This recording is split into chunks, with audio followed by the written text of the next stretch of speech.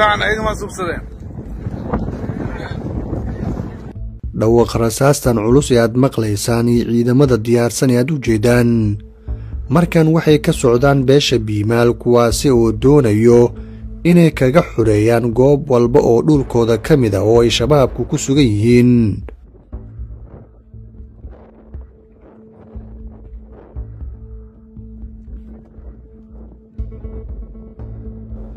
dagaal saacado kooban qaatay maalintii shalay waxay shabaabka ugu dileen in ka badan 12 dagaalamo shabaab ah tiro kale ayay ka dhaawaceen waxayna si guud ugu qabsadeen deegaano ay ka mid yihiin jilib marko iyo gandarshe oo hoos tago gobolka shabeellada hoose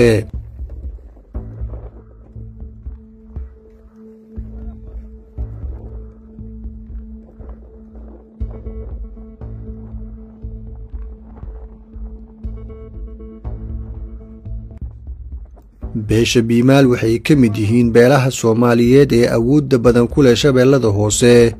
markan waxaa ka go'an dhulkooda inay ka xureeyaan siyaasiin xildhibaano iyo dhalinyarada beesha oo isgarabsanaya ayaa markan ay ka go'an tahay inay qaataan qoryaha qaybna ay ka noqdaan ka xureynta dalka kooxaha khawaarijta oo in badan Soomaaliya dhibaato ku haysay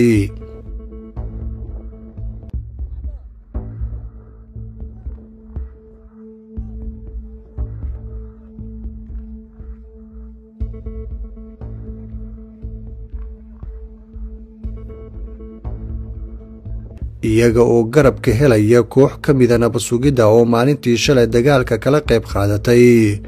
hadda waxay xureeyeen 2 goobood kuwaasi oo muhiim u ahaa shabaabka horeyna dadka dhibaatay ugu geysan jireen